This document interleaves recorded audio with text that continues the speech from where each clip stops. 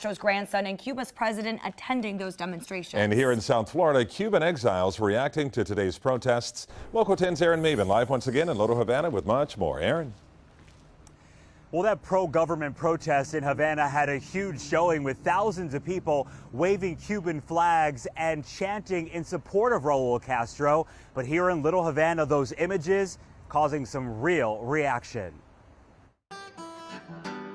Tensions rising in Havana Friday morning. Thousands gathered outside the U.S. Embassy to protest the Justice Department's indictment of former Cuban President Raúl Castro. Federal prosecutors say the charges stem from Castro's alleged role in the 1996 downing of 2 civilian planes, killing 4 people, including 3 Americans. Raúl is not a defendant. Raúl is our leader, a soldier of dignity. Cuba's government sharply condemning the murder charges against Raúl Castro, calling them despicable.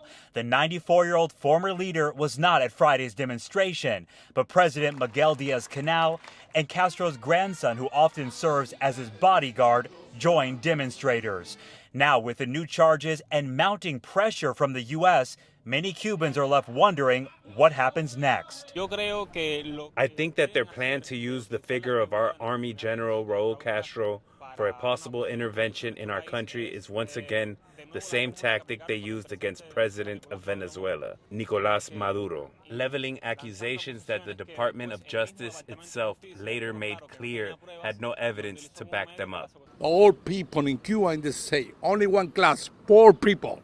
In Miami's Little Havana neighborhood, when I saw the large crowd, I couldn't believe it. People are reacting to the protest. In my eyes, that's not like a representation of the Cuban people and all the Cuban people who left because of the regime and because of the oppression.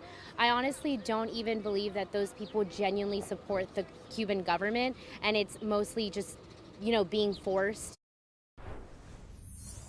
And while this was a pro-government protest today, remember, over the past weeks, we've been seeing demonstrations and protests in Cuba against the current regime. After the protest earlier today, the daughter of Castro said that her father is doing fine. Again, Cubans here in Little Havana hoping change comes soon. We're live tonight in Little Havana. Aaron Maben, Local 10 News.